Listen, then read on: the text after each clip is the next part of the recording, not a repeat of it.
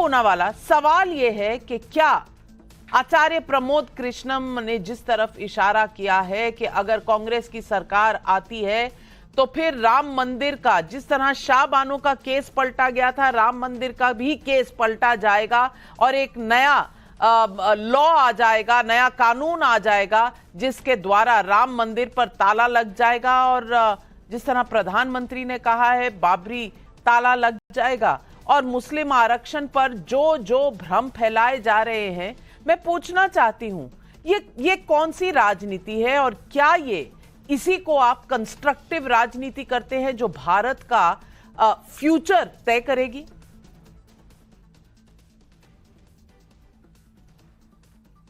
Thank you Navika जी, आपके show में शिरकत करने का मौका मिला और आपको और सुशांत को बहुत बहुत बधाई। बहुत अच्छा इंटरव्यू था माननीय प्रधानमंत्री जी के साथ। एको आ रहा है, थोड़ा इसको ठीक कर दीजिए।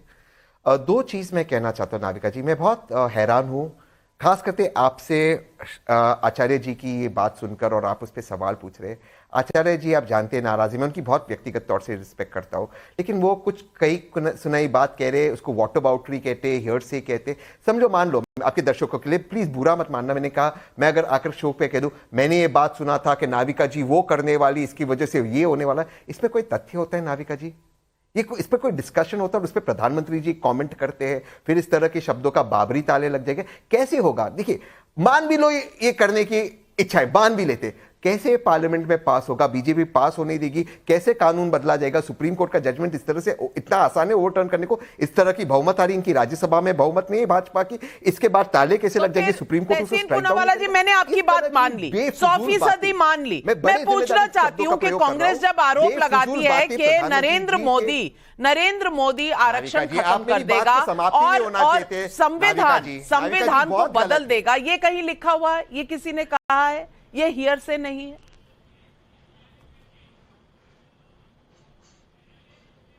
मैं उसका जवाब दे देता हूं, बट बहुत मैं आपसे गुजारिश करूंगा नाविका जी, जब मैं बात कर रहा हूं थोड़ी सी बात आने दीजिए, दर्शकों को समझ नहीं दीजिए, आप वहां पे बात मत काटिए। इस तरह की बेफजूल बातें बार बार इसको रिपीट करना और इसको मुद्दा बनाना, ये क्यों हो रहा है? क्योंकि बेरोजगारी पे बात नहीं होनी है, इन्फ्लेशन पे बात नहीं हो रही। भाजपा जानती है आज 3 फेज के बाद ये वाइप आउट हो रहे, इसलिए हिंदू मुसलमान कर रहे। जहां तक सवाल है मुस्लिम रिजर्वेशन का, मेरा सवाल सुनाई नहीं दिया आपको क्योंकि कुछ लाइन में खराबी थी, मैं उसमें संक्षेप में बोल देता हूं, अगले आपके सेक्शन में पता होगा। गुजरात के अंदर माननीय प्रधानमंत्री ने 50 मुसलमानों को एक्सक्लूसिवली ओबीसी में रिजर्वेशन दिया है। वो तुष्टिकरण नहीं है, उन्होंने दिया है। आप धर्म के आधार पर रिजर्वेशन दे ही नहीं सकते। आप लालू जी के मुंह पर माइक लगा दीजिए, किसी के मुंह पर माइक लगा दीजिए, धर्म के आधार पर हो ही नहीं सकता, सिर्फ बैकवर्डनेस के आधार पर होता है और बैकवर्डनेस का धर्म से लेना देना कुछ नहीं है। यह चीज को हमें याद रखना होगा।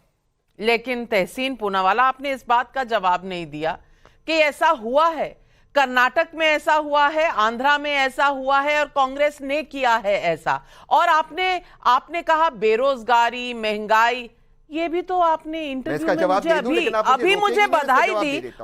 ये वाला सवाल पूछा गया और उसका जवाब भी आपने सुना तहसीन पूनावाला जी। लेकिन बात ऐसी है कि अगर सवालों के जवाब हों तो भी आप सुने को ना सुना कर देते हैं तहसीन पूनावाला। लेकिन सुधांशु जी हमारे साथ जुड़ रहे हैं। सुधांशु जी, कांग्रेस अगर कहे कि प्रधानमंत्री तीसरी बार चुनाव जीतकर अगर आएंगे तो वो संविधान बदल देंगे, प्रधानमंत्री आएंगे तो वो पूरा आरक्षण बदल देंगे, ये सब जो है कहीं मैनिफेस्टो में नहीं है, लेकिन कांग्रेस को कहने का पूरा हक है। लेकिन जब बीजेपी कहती है कि राम मंदिर पर बाबरी ताला लग जाएगा, या बीजेपी कहती है धर्म के बेसिस पर आरक्षण होगा, तो बीजेपी गलत कहती है क्योंकि मैनिफेस्टो में नहीं लिखा।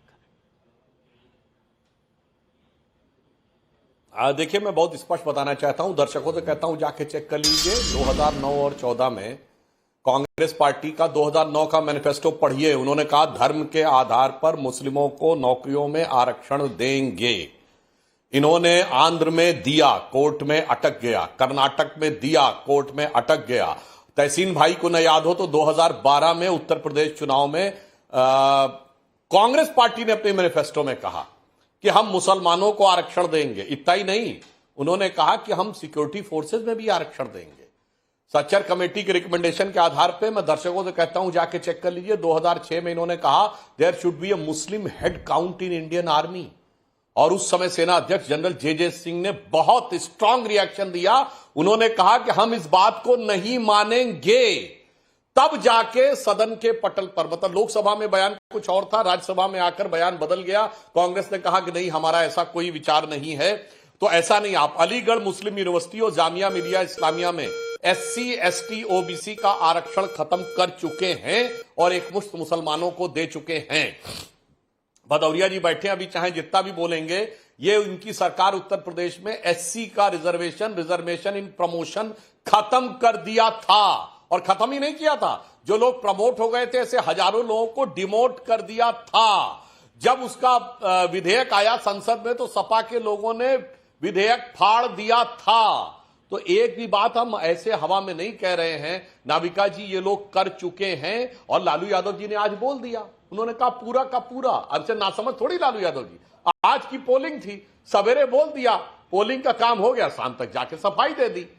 तो हकीकत यह है कि जो दिल की आरजू है वो लबों पे आ जाती है। उसका कारण क्या है कि इनको बहुत क्लियर फंडा है।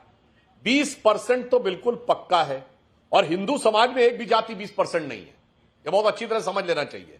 और इनको पक्का पता है कि उसको जात बिरादरी में हम तोड़ के रख ही लेंगे, उत्तर दक्षिण में तोड़ के रख ही लेंगे।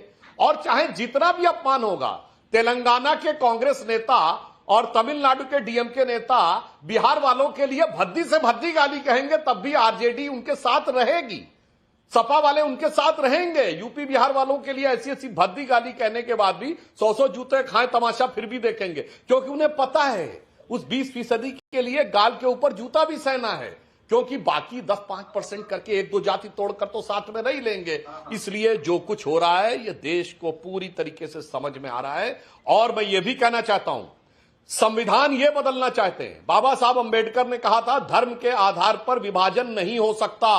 बाबा साहब के संविधान में किसी को समस्या हो तो 28 अगस्त 1947 कॉन्स्टिट्यूएंट असेंबली की डिबेट जाके पढ़ ले, जब मुस्लिम लीग के सदस्यों ने कहा कि मुसलमानों के लिए अलग स्थान और अलग चुनाव चाहिए, जो कि जिस पे डॉक्टर सरदार पटेल ने झिड़की दी है। अच्छा, फिर भी किसी समस्या बता दूं, पेज नंबर 270 से 75 के बीच में सारा लिखा हुआ है।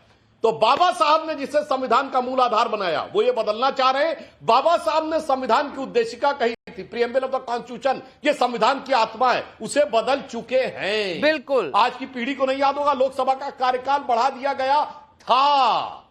शाहबानों पर सुप्रीम कोर्ट ने जजमेंट दिया तो ये कर चुके हैं, करने की तहसीन कह रहे हैं, वाला और ये करने की शाहबानों सोच रहे का जजमेंट आया था, मेंटेनेंस सुप्रीम कोर्ट ने तय की थी और फिर नया कानून लाया गया। ये सब फैक्ट्स हैं जो सुधांशु जी ने भी बताए और जो मैं भी बता रही हूं। लेकिन कंचन यादव जी, नरेंद्र मोदी पर हर वक्त आरोप लगाया जाता है कि वो बदल देंगे देश का संविधान। संविधान कौन बदल रहा है? लालू जी नहीं बदल रहे।